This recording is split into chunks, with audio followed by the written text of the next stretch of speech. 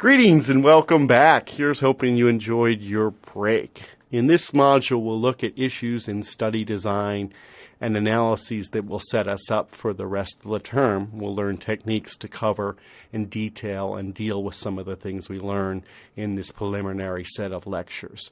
And to kick this module off, we'll first review and go over briefly some of the study designs we can encounter in public health studies. So we'll talk first about the randomized controlled study design, and then we'll talk about if you were actually designing one of these studies, how could you actually efficiently randomize subjects to different exposure groups of interest. We'll talk about something called natural experiments, which are interesting, if nothing else, from a public health history perspective. We'll talk about observational studies, and we'll talk about case control studies. So let's first start with the idea, the gold standard of study design, something we can strive to in every research situation, but it's nice when we can, and we'll make the case for randomized controlled studies when appropriate.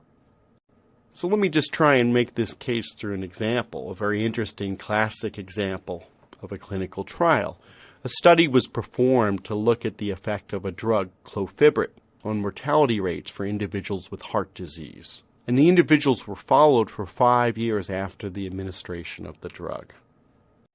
Let's look at the result from the group that got clofibrit. Well, in this group, everybody got the drug, the treatment, for the period under study, but some people chose not to take it regularly or take it as per instructed by their physicians. So if we look at the proportion of persons who died within 5 years in this group on the drug, there was a statistically and scientifically interesting difference in the mortality, 5-year mortality rates between those who complied with the treatment protocol and those who didn't.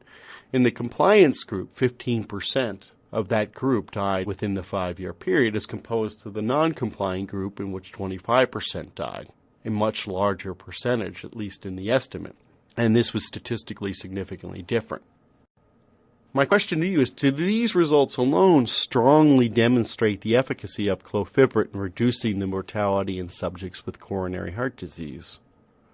Everybody got the regimen of clofibrit, but some chose not to follow it as instructed.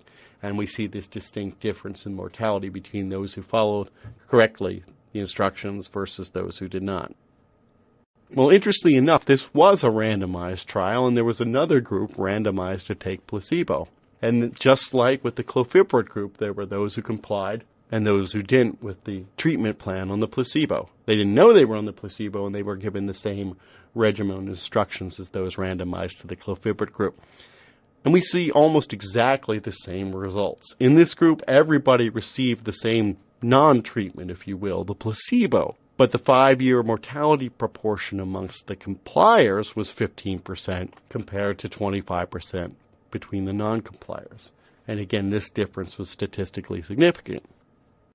And if we now go back and look at the overall mortality in each of the groups in this randomized trial, compare everyone, compliers and non-compliers mixed together on clofibrit, and do the same for those on placebo, the 5-year mortality rates were statistically identical and almost identical in terms of the estimates, 20% in the clofibrit group versus 21%. So this is really interesting. This was a randomized trial. If we only put persons on clofibrit, we may have mistakenly concluded that there was a positive benefit to the treatment. But because we randomized people to either take clofibrit or the placebo, we had similar distributions of person types in the two groups.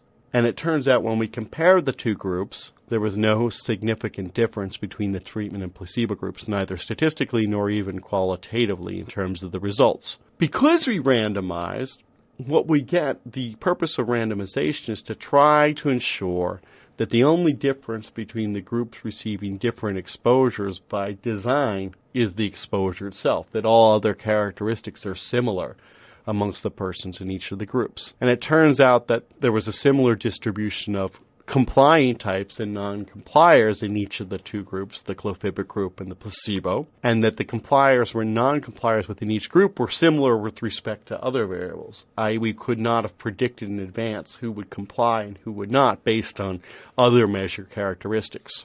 Now, one thing to note here is there were no apparent harsh side effects of clofibrit relative to placebo that may have resulted in differential compliance between the clofibret and placebo groups. In randomized studies, if one of the treatments has especially harsh side effects, that may result in differential compliance groups between those on one treatment versus others.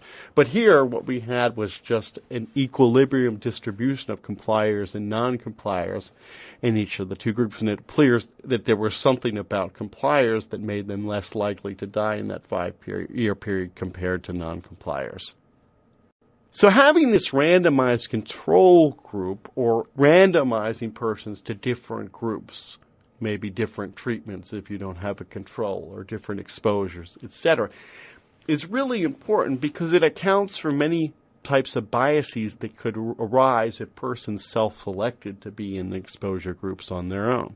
With randomization, again, done correctly on a large number of subjects, it nearly ensures that the only systematic difference in the groups being compared is the grouping factor, the one by design, the exposure of interest.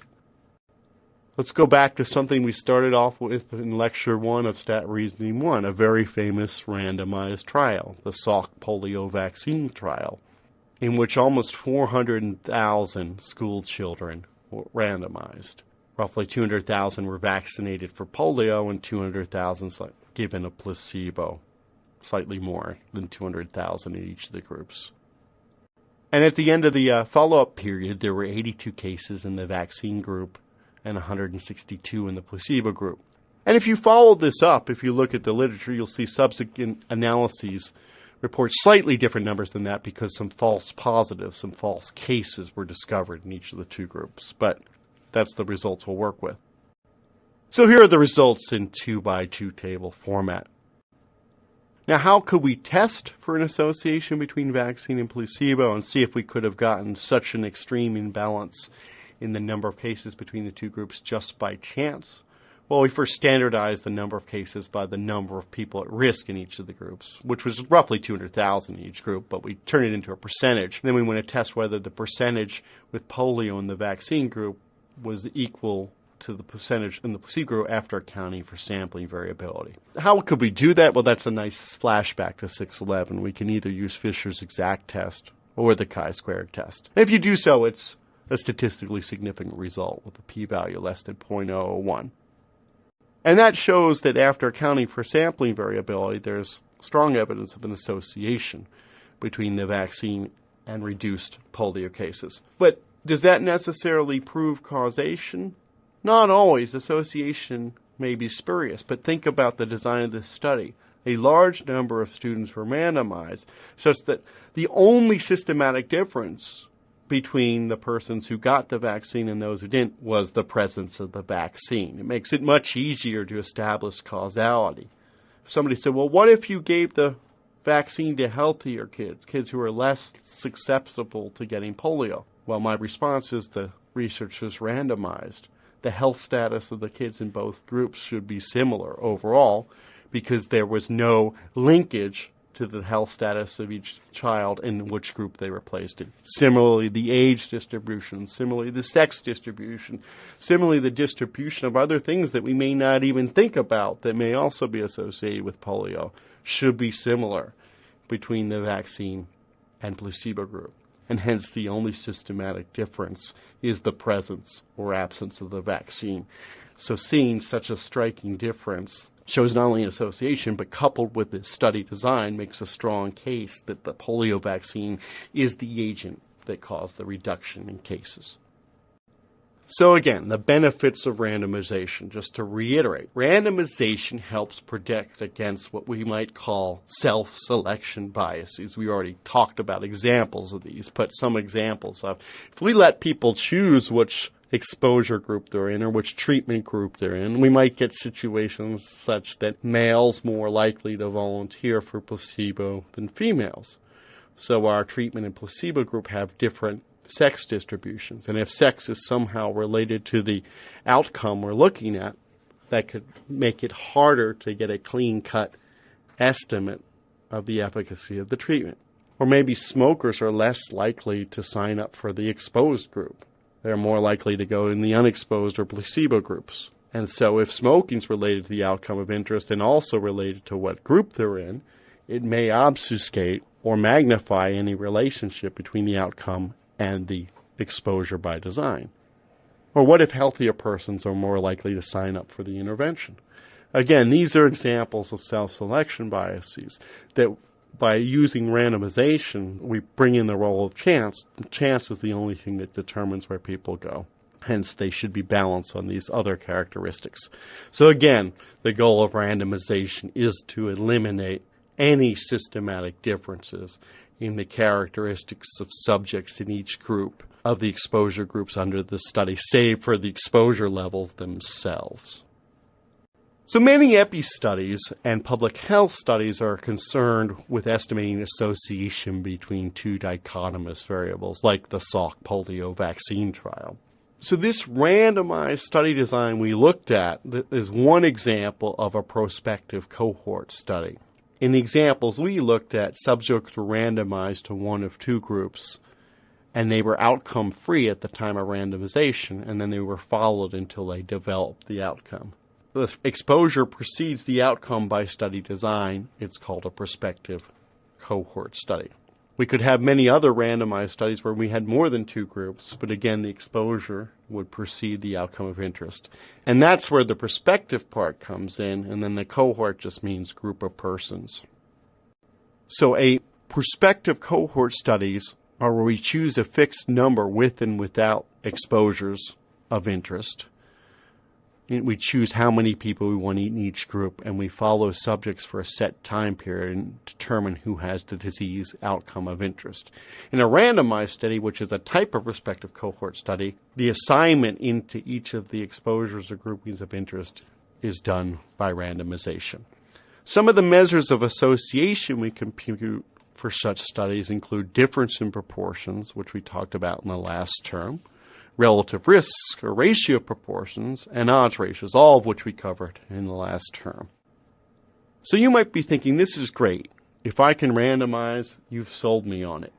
But how do I randomize? What can I do to randomize and eliminate systematic differences between my exposure groups? Well, that's what we'll talk about in the next section.